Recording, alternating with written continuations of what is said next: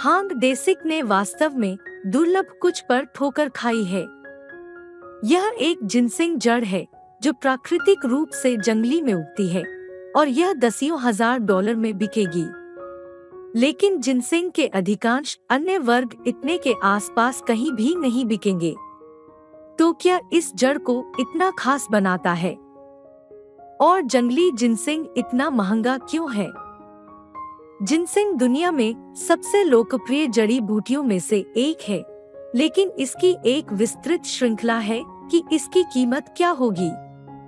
औसतन दक्षिण कोरिया में जंगली में प्राकृतिक रूप से उगने वाली एक जिनसिंग जड़ की उम्र के आधार पर हजारों डॉलर खर्च हो सकते हैं।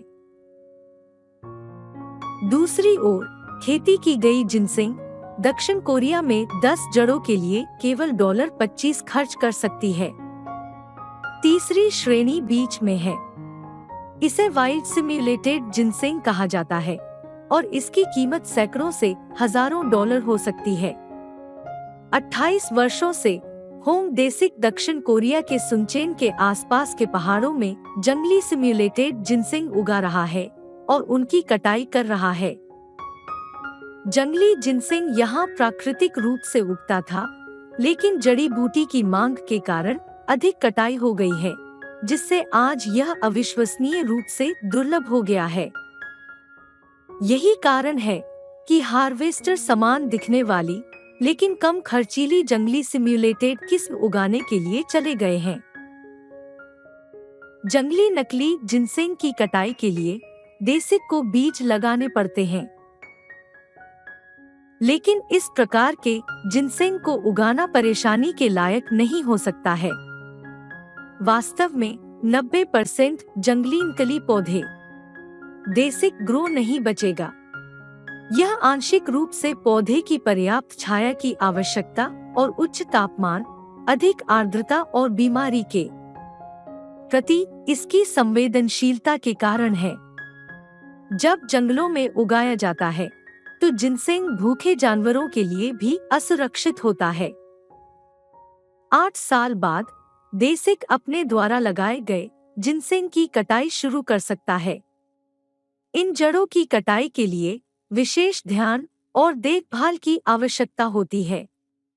डेसिक को जड़ के चारों ओर खोदना चाहिए, सावधान रहना चाहिए कि इसके किसी भी हिस्से को नुकसान न पहुंचे।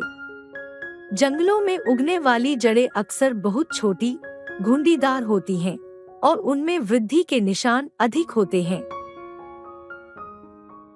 पेड़ों की तरह जिनसिंग पर विकास के निशान का उपयोग उसकी उम्र निर्धारित करने के लिए किया जा सकता है, और जितने अधिक निशान उतनी ही अधिक कीमत। लेकिन सबसे महंगे दोनों पुराने हैं और प्राकृतिक रूप से जंगली में पाए जाते हैं।